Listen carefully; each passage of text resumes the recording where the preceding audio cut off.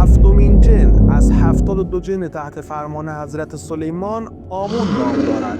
او یکی از مارکی‌های بزرگ جهنم است و 40 لشکر از ارواح تاریکی را فرماندهی می‌کند.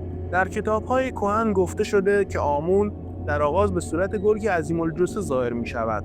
گرگی با دمی شبیه به مار و دهانی که از آتش پر است. زوزه‌هایش آنقدر هولناک توصیف شده‌اند که شنونده را از درون می‌لرزاند. اما آمون فقط یک شکل ندارد. با فرمان ارضاگر هیبت دیگری به خود می‌گیرد. انسانی با سری کلاغ، چشمانی نافذ و دندان‌های شبیه سگ‌های درنده. همین تغییر چهره یکی از نشانه‌های قدرت ماورایی اوست. قدرت‌های آمون هم ترسناک و هم فریبنده‌اند. او قادر است اسرار گذشته را آشکار کند و آینده را به روشنی پیش روی انسان قرار دهد. از همین رو در میان جادوگران او را کاشف زمان می‌دانند. اما خطرناکترین توانایی او نفوذ بر احساسات است.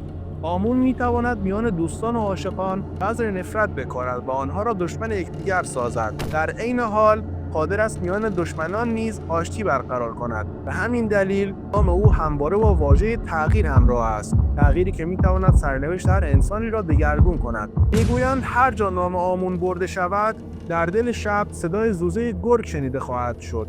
نشانه از این که این جن تاریک هنوز در میان سایه‌ها حضور دارد.